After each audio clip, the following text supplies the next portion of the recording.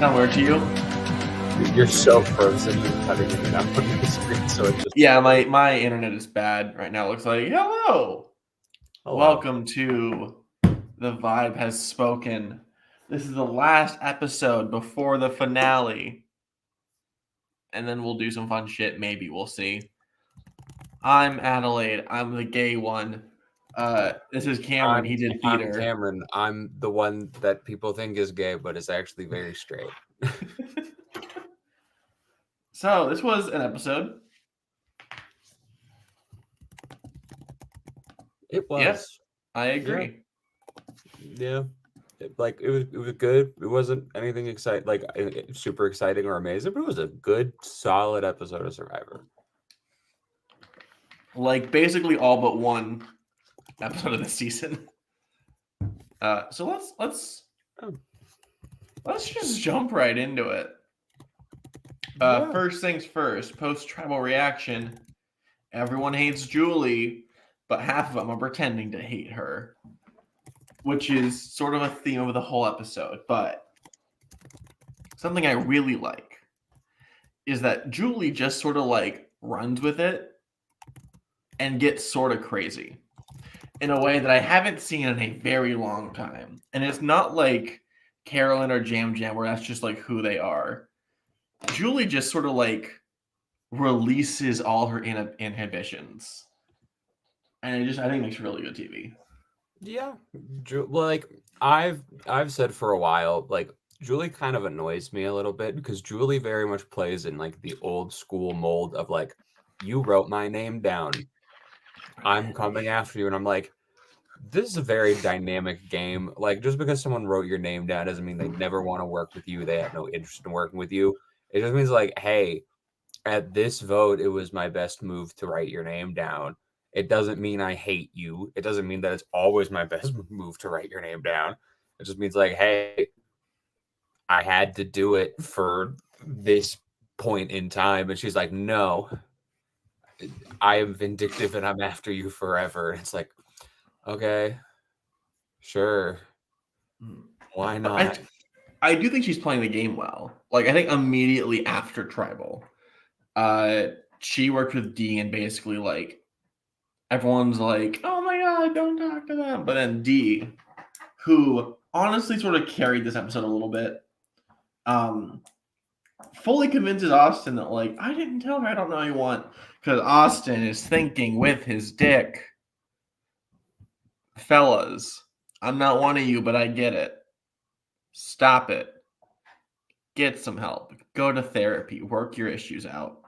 Look, I'm trying. You know that. But yeah, I think I have said this, like the Austin D romance, showmance, island mance, whatever you want to call it. Like, I'm not. Here's the thing: I was going to say I'm not against it, but I might walk that back.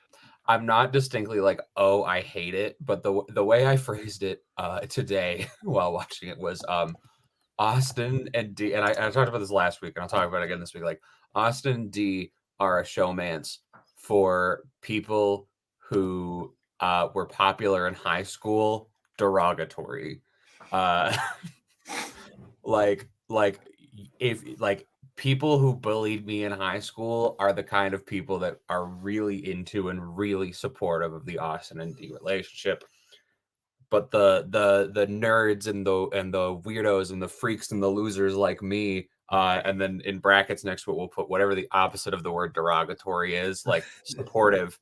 Freaks, nerds, and weirdos. We love Matt and Franny. That's who we're here for. We're here for the non-existent relationship between Mary Ann and Zach.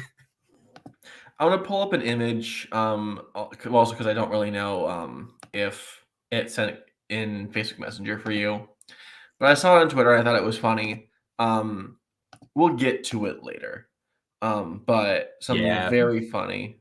We'll talk about how Jake is even more me than we previously thought. No, not that, but what immediately after post-tribal everything, Julie's like, I'm crazy. Everyone's like, okay, we get it. Katura goes idol hunting. And then they have to fucking Boston rob her a little bit. Nothing comes out of it for now. And then D, I wrote in my notes, is pulling a Johnny Fairplay. Because Austin and Drew are fucking grilling her like, you did not tell Julie. She's like, I didn't swear. I swear on my parents. I did not tell Julie anything. Immediately cut the confessional. It's like, my parents are alive back home right now. Swearing on them, swearing on my dogs. All good. Which more people should just blatantly lie. I feel like people don't do that enough. It's, you can sacrifice your word.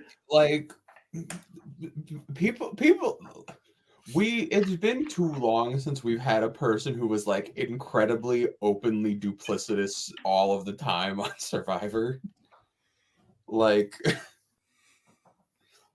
and I think that's the problem with like us not getting villains of the new era is like the only one we've really gotten is Bruce, and Bruce wasn't like openly duplicitous. He was just like domineering and kind of annoying.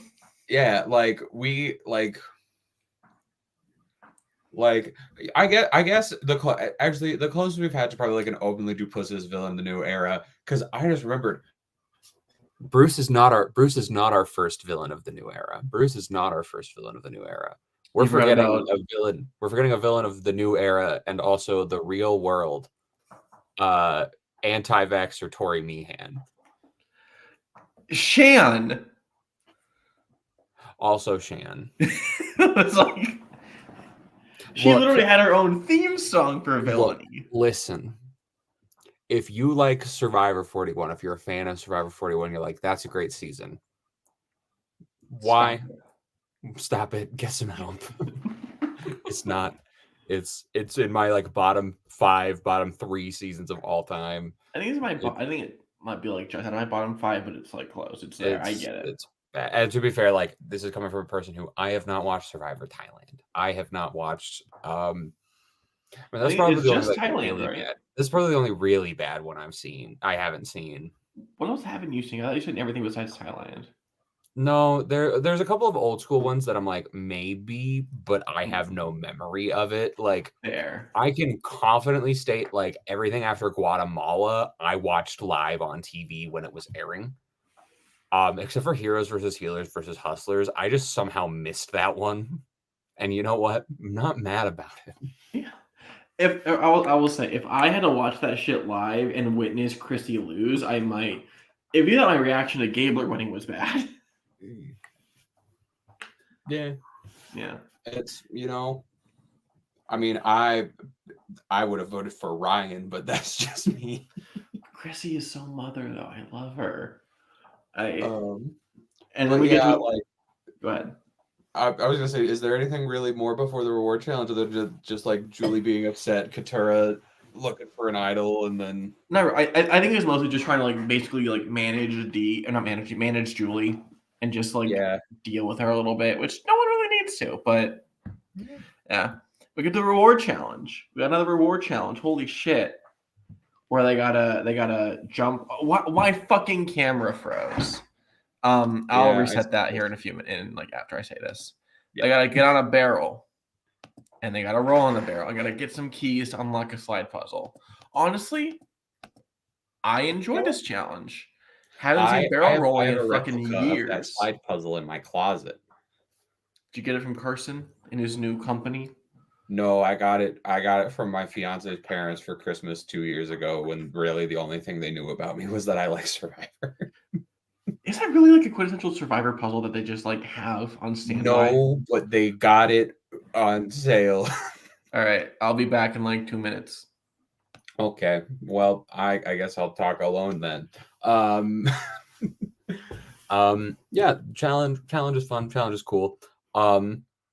That slide puzzle, as someone who has a copy and has done it, is a bastard of a puzzle. Like, even if you solve it optimally in the shortest number of moves, it's still so many. And it's very easy to just like miss the one opening you have to take to get everything where it's supposed to be. I haven't solved that one in a while. I might break it out once I'm done after this. Who knows? But yeah, that's something. Austin wins. And it gets to take 2 people with him on a picnic to not the sanctuary where good things happen. I miss the sanctuary where good things happen, mostly because it's my favorite running gag that we have on this show is just me overly saying the sanctuary where good things happen. And Adelaide is fully gone now. Cool. I'm gonna talk alone then. So they go to what I have dubbed the sanctuary. It does not flow well. The sanctuary where picnics happen and romance is in the air. And yeah, Austin and Dee are not very subtle about their relationship. They're putting their hands on some knees, they're holding some hands, and Katura's like, "You guys aren't subtle. Get it together. You're in a game for $1 million. Stop trying to find love with each other and all that good stuff. Just just be normal people and play the game and stop being in love." Spence, you missed the part where while you were gone, I talked about the fact that they did not go to the sanctuary where good things happen, but they did go to a place that I have officially dubbed the sanctuary, because it is Fuck you. You got away with that without me here. I had a question for you as someone who's probably rewatched season a lot. Is it the same like little strip of land from Winners at War? Okay, that was my first thought. I don't know visually what the block of sand from Winners at War looks like, but if it's something, it very well could be that, and I would not be surprised. But we will see. I want to show you a Who picture knows? that I tried to send to you over Facebook, but it didn't work because Facebook's sort of shitty. I If I did saw it see on Twitter, huh? I did see the thing you sent me. I had to pull it up on my laptop, but yes. Well, for the audience at home, I saw this on Twitter that it was very good. Support whoever posted it. This is Katura on the journey with Dee and Austin. Support the third wheeling. As someone who's done that professionally in high school, I get it. Respect. Yeah, I was token single person in high school. Although to be fair, my two friends who like were dating annoyed the shit out of me. But that's a story for a different time. Both of them are gay now, so fun high school story. I was doing a group project for English with two friends who were dating but never kissed each other, but both told me that they really wanted to. So I sent them to the corner and gave them YouTube videos about how to kiss, and I played Kiss the Girl from Little Mermaid, and I met up for like 20 minutes, and I feel like I really like supported their journey as I like did most of the work on the project. You really were the Katura of wherever, as though Katura supports it. She really was just like, you're not slick, you're not subtle, whatever. And like, really all that happens in this reward segment is like Katura's like, you're not slick, you're not subtle, and then we get just clips of Austin and Dee both talking where they're like, yeah, I think I might just like fully be into him and all that. This is I want to say I don't want to say they're overusing it, but this is the third time we've heard a producer speak. It ended to be fourth because it happened twice last season. Because I believe the first time was in Island of the Idols during the Kelly situation. I believe you would be correct. And it happened last season with fucking brain is fried Carolyn on both her first and last confessionals. And then here the producer's like, so how do you feel about Austin just like kicking his feet, just giggling to himself? I don't want to say that it's like overstepping because I really liked it. So I'm going to say it's a positive thing and not a little fucky. But it stood out to me whenever I see like that producer subtitle, I like jump a little bit. I get a little because you're like, oh god, something has gone wrong. This is very bad. This is terrible. I live in a nightmare world. Well, it's like I'm sure that happened because like the producer asking them like go like leading questions to have them like give more in a confession. Like I get it. Whatever happens like that we see, it's a big moment. And I'm always like, oh fuck, what's going on? And then we get back to camp after the little date plus Katura. Yeah. And Drew's on babysitting duty. Rah. Yeah. Woo, babysitting an adult woman. And then Julie's like, I'm going to go. Jake's like, I'm going to go. He's like, okay, I'm not your fucking parent. And then he eats the pot lid for no reason. I thought it'd be a little bit more like fun. Like, What was it? Because he was angry? Was it that he thought it was a more efficient way to get the lid of the pot down to the beach to clean it? Is he doing what many nerds would do and being like Captain America?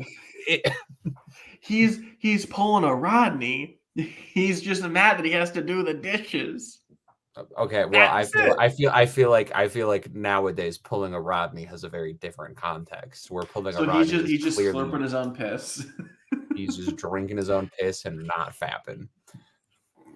No, that's Bledsoe doesn't fap. To be fair, I don't think Rodney does either. I believe Rodney is also in that train. Oh, fair. You have to keep life's Truly, energy inside of you. two wild directions for two very different people to go after Survivor. If you told me that the two most similar people would be Rodney and Bledsoe, It's I saw a while ago, to go completely off on a tangent. I saw a while ago where Bledsoe on Twitter was like, "Hey, like," and basically it was like conspiracy theory, like we're all slaves to the machine, yada yada yada. When in reality he was just being like, capitalism is bad, which like I think most everyone can agree with, except for the rich. Where he was like, "Hey, capitalism is bad," but he stated it as a way of like capitalism is an alien concept designed to control our minds and everything like that, and people were like you're making a reasonable point, but you're saying it in the stupidest, most you're asinine so way. right. You're turning left. Yeah, Yeah. just insanity. But yeah, Drew's on babysitting duty, and then Julie and Jake are both like, we're gonna go look for peppers. And then they don't do that. They go look for idols. Do you have you been working on the Boston accent for your fiance? I have not. This is just one that I have had in the bank. I can pull that one out. Because you have your theater degree. I don't have it in my Not actually, but like. But I have completed my drama major on my education degree. But still. But they go looking for peppers, and they don't find any peppers. And they're like, we're gonna go look for idols because I gotta pull a big move with Katora. What happens? But our boy, the king, Jake O'Kane, the man my fiance the said good straight white man to this his season. DMs if I did not exist. He finds a clue, and then what does he do? Like any reasonable person, he strips down to his underwear. No, this is a great move. I'll be honest, I like this not in like a sexual way. I wish that he did get just like fully naked, just go full fucking Richard Hatch. Because then no one's gonna come down. If it's just bare ass in the rafts, like, what are you doing? Like, I'm getting chased. Like, oh my god! And then we'll leave him alone. Yeah, just. But now he's just wearing his MeUndies, which like respect. Those look pretty good. Yeah, and then we get his confessional where he's talking about. He's like, yeah, like, he goes first. He's like, it's good strategy because someone shows up and be like, oh, I'm changing. They'll be like, ah, okay. But he's also like, also it's just fun to run around in your underwear. And I'm like, you know what? Fair enough. And you know what? Yeah, why not? And then he continues to be me if I was on Survivor, because he goes, one time in college I was in a play. And I'm like, you gotta be kidding me. I saw someone on Reddit. As if he was not already attracting my fiance enough. He goes, one time in college I was in a play and I was in my underwear all the time. And he's like, it was fun. It was many years like just trying to explain it and sound reasonable. And he seems like he can't do it. I saw someone on Twitter who like their whole reaction on Reddit, the whole reaction thing was just hear me out. You know what? Valid. I don't even think it's a hear me out. To be fair, I am biased because like look at me and look at Jake and then just be like, yeah, those are the same man, basically. If you're a boss. I just have had the ability to shave for the past 30 days. But okay. Yeah, he finds an idol and puts it in his dick. Crotch idol. Crotch idol. That is a fantastic hiding spot. I don't know how the fuck they did it. But they're just like, oh yeah, this like, you know, this container looks like fucking bamboo. It just works. No one saw it. No one thought that's a fucking great, you know, Jeff Probst, other guys. Good job. I was like Charles Groner. That's not correct. Allison Grodner is the producer of Big Brother. You're muted and I can't hear you.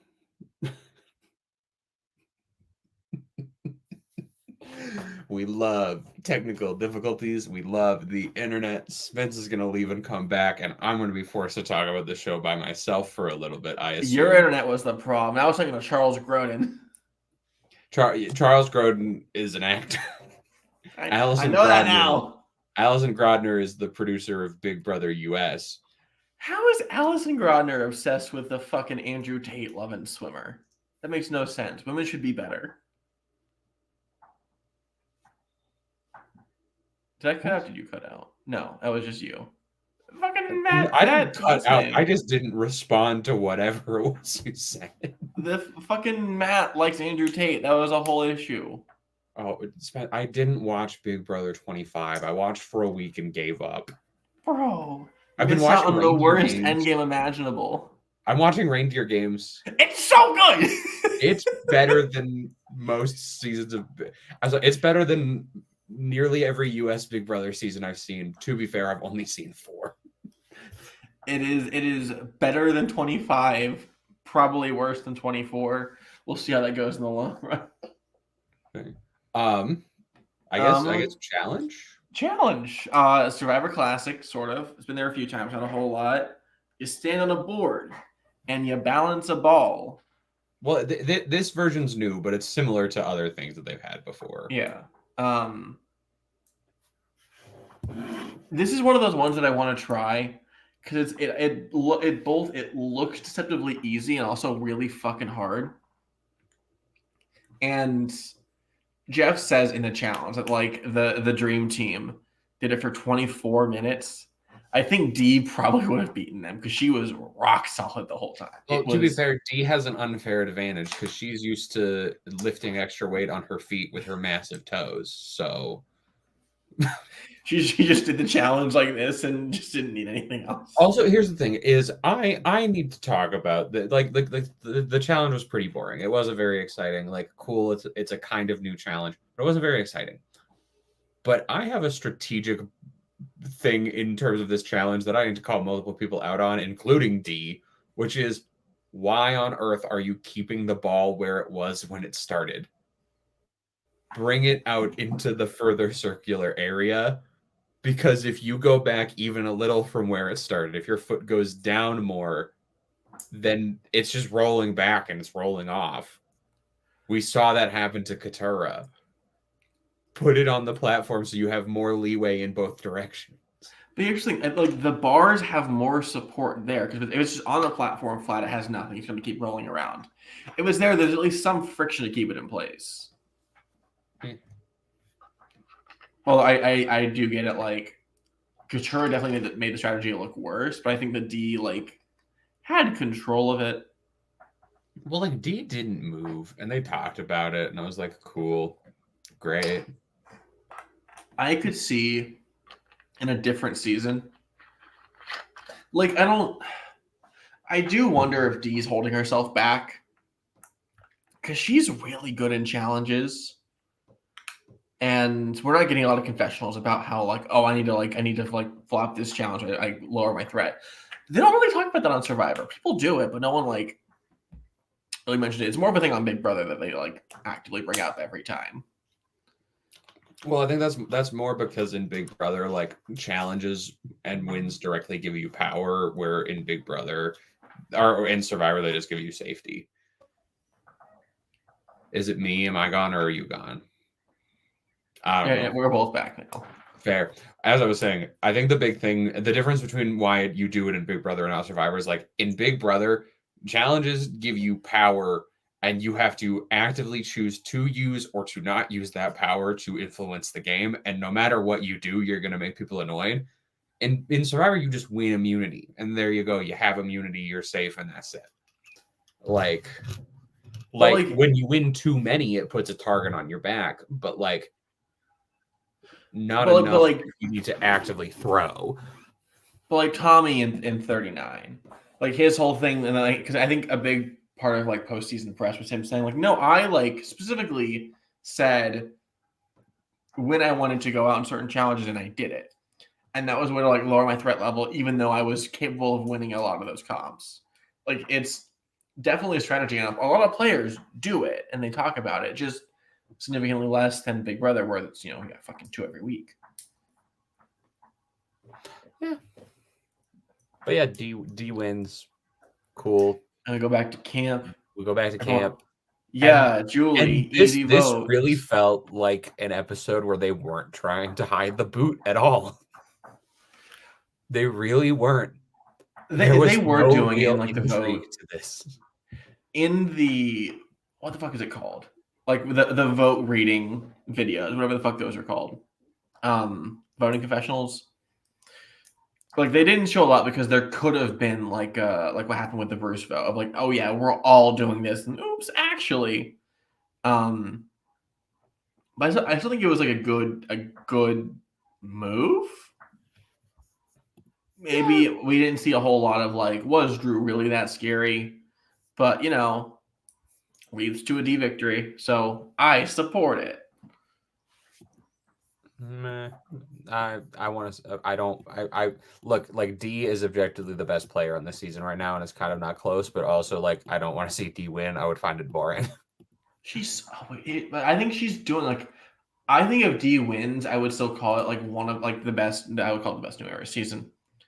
If Jake wins, I think I would like him more, but I think it'd make the season worse overall. Yeah, that's fair. But yeah, really, like we go back to camp, and then Jake talks to Katurah, and he's like, "Drew, don't tell D. I'll talk to Julie." And then immediately we see Katurah and D talking, and they're like, "Drew, right? Great, awesome." I saw someone on Twitter clip it out of like the pace that Jake is walking is the exact same pace that D and Katurah are saying 1, 2, 3, Drew, and it's perfect. Like it's a really fucking great edit. This season in general has had great editing. It has. But yeah, like, what else is there to talk about before Tribal? Yeah, Like, it's a pretty simple. I guess just the D and Austin conversation where we see basically the exact same thing that was going to happen last week, except D actually knows to keep her mouth shut and not spoil the plan. Because Austin is a man and D is not. So D is capable of more logical think. I saw a post on the Survivor Reddit like a week ago when last week's episode came out. And it's the meme of the guy with like the 2 buttons in front of him who's like sweating really hard button to press. And the 2 buttons are labeled $1 million or a Latina with nice feet. Here's the thing. I have a friend. I know which button he would press. That's fair. I like to imagine a world where what if Austin wasn't a man, and actually used his brain? How different would things be? He to use a somewhat crass but often used expression, he is thinking with the wrong head, my guy. No, right. I don't know if it fundamentally changes his game if he doesn't include Dion on the last vote, or if he correctly knows that Julie is here. Because I don't think it changes a whole lot. But I am like still curious what's going to happen next week. What's going to happen after the island? Because they're a very cute couple. I don't know how bad he'll be. But the track record for couples who met during the game and started dating during the game and couples who started dating after the game is a very different ratio of success. Hey, we got Boston Rob and Amber who have created an entire new era Survivor tribe already. We've got my stupid ass camera that has all these effects, and I could turn them off, but I don't want to because I want to be able to do this when I feel like it. When Jake O'Kane wins Survivor, we're gonna come in and I'm gonna be like, hell yeah, we did it. We did it. When a man gets voted out. I'm gonna wait for this. But yeah, so we had Rob and Amber. We have Jamie and Eric from China. Did they didn't like date during the season though? They started dating like immediately after, and it was very clear that like they liked each other on the season. We have the Frankenship. Nope. Stop waiting for effects. Well, what I'm saying is like, and then we get to the Palomas. Then we get to the JT, not JT, the Steven and the Courtneys. We get to the who else? I don't want to say the bad one. The bad one. Oh, Parvati and ex-husband. Fair. Yeah. I think who else? Michelle and Wendell. They're outnumbered.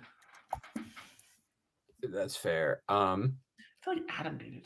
Maybe I'm wrong. Survivor couples that are still together, according to Business Insider. Elizabeth and Jack from Island of the Idols are apparently together. Who the fuck are those the two who like knew each other, sort of? I don't remember. No, it didn't make sense. Jenna and Sebastian from Island of the Idols are together. Cool. Wait, there's a Sebastian on the Idols? Or sorry, not Island of the Idols, from Ghost Idol. Ghost Island. Yeah. So the one who's on the challenge. Whoa. Sure. Worst recruit. Who's at that? Oh, right. Jenna Maraska and Ethan Zahn dated for a while. Yeah. And then they went on The Amazing Race together. They didn't win. Everyone's favorite Survivor couple, Keith and Whitney from South Pacific. Where he was like 18 and she was 25. Well, it was more that she was cheating on her husband with Keith too. On the island. That's the with an 18-year-old you met on a fucking game show. They also went on The Amazing Race. They did not do. The track record for couples is better when they fucking date on the island. John and Jacqueline, I feel don't really count. Yeah. I mean, and then Parvati is now dating comedian Mae Martin, which we love that for them. Yeah. I saw a Reddit post that Mae had met Natalie Bolton, and they were like freaking out. Yeah, got like their skincare done by Natalie. It was like, yo, this is great. God. But yeah, we go to. I guess we could get back on track and talk about Tribal. Am I frozen? Are you frozen? Only the YouTube replay will tell when that eventually happens. There we go. We're back. Tribal. Do we want to talk about Tribal? Tribal. Not a lot. When did I cut out? Am I here? Yes. When did I cut out? Tribal. Yeah. Drew had a really good analogy about Limbo that I quite enjoyed. Yeah. Drew is Aubrey Bracco, but a dude. He makes a ton of analogies. That's a disrespect to Aubrey Bracco. Purely in the sense that they make a lot of analogies. Would you also date Drew Basile? I mean, hey, you know what? Lanky man. I sometimes you just want a man who, if you rubbed his femurs together, you could start a small fire. You need your sociopathic Thomas Scully.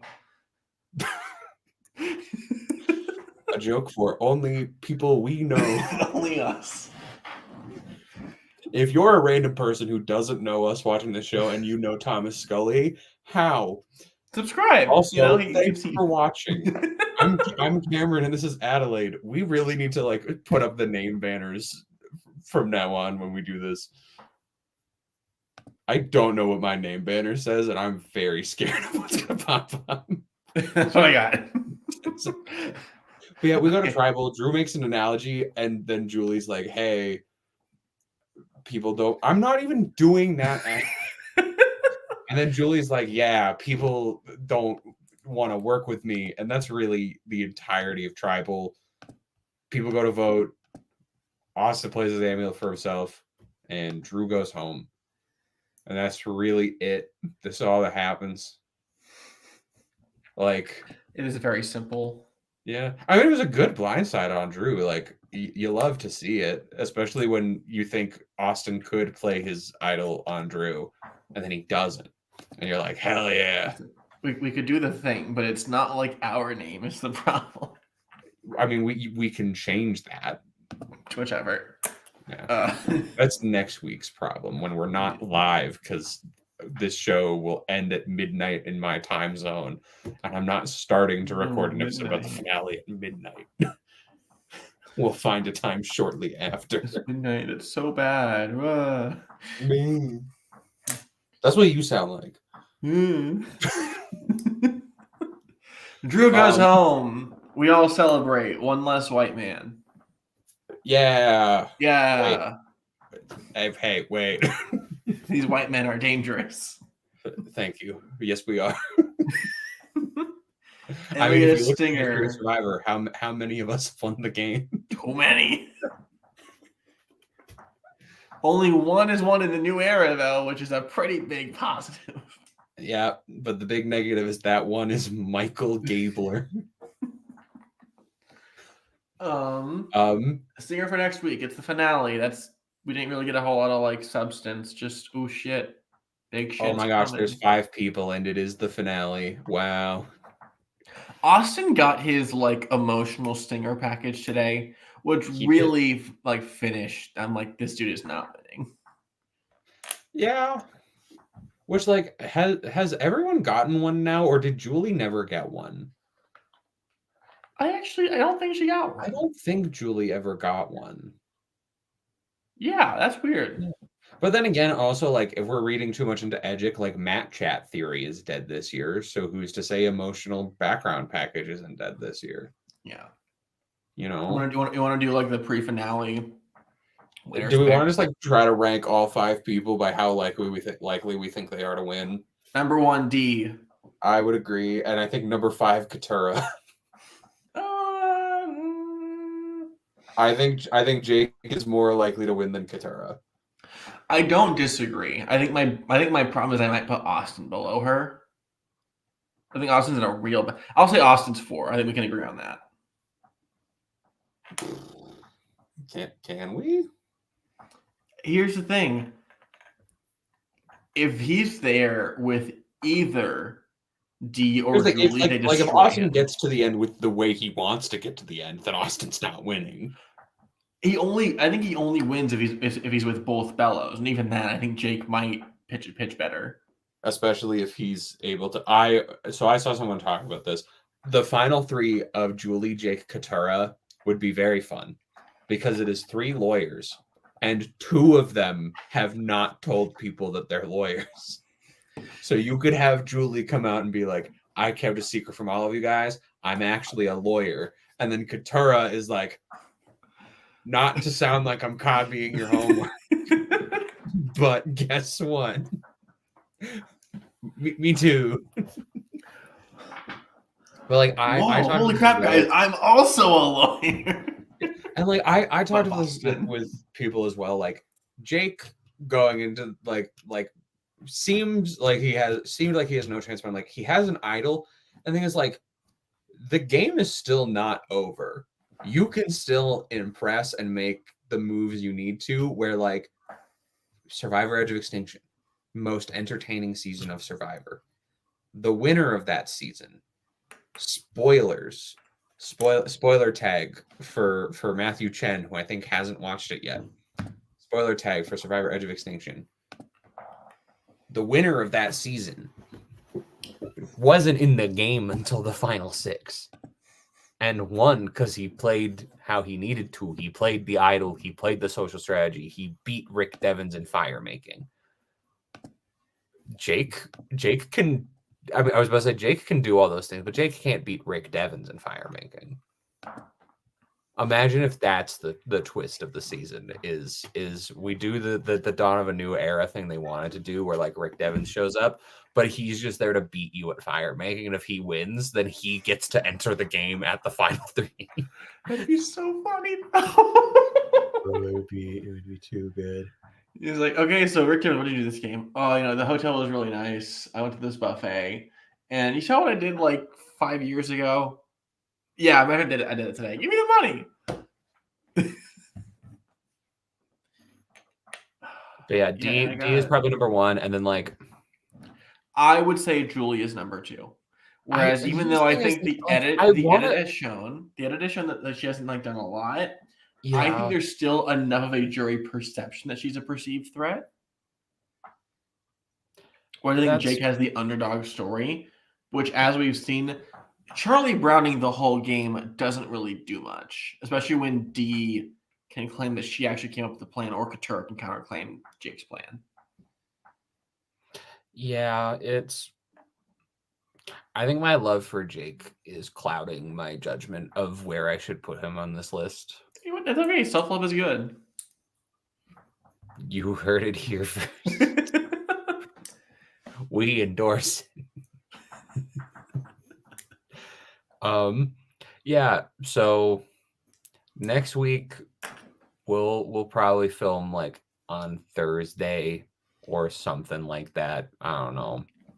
I'm free in the afternoons or in the late evening that night. Also gives us a lot more time to like collect our thoughts on the episode and everything like that. I got work that night, so midnight. Yeah. Anything else we really want to talk about? Do we want to talk about like things we have planned for when this season is over? Yeah, I'm good to say it now, just because otherwise you have to watch like a whole like hour and a half long finale review. Yeah, and then we hear shit. So I'll just say it now. We're gonna do a casting, like a dream cast for like New Era exclusive All Stars, which is like I believe what they're gonna do, probably for season 8. So in like a year and a half, we're gonna see that shit. And then after that, we had talked loosely about reviewing another season on its own week by week, probably. Yeah, that might be Australia. That might be something else. When you say Australia, do you mean Survivor? Australian Survivor. Okay, thank you. I was going to say, I really don't want to watch Australian Outback. That's up next for me. Oh, I got 4 episodes of Big Brother 24, and then on to Jeff Varner.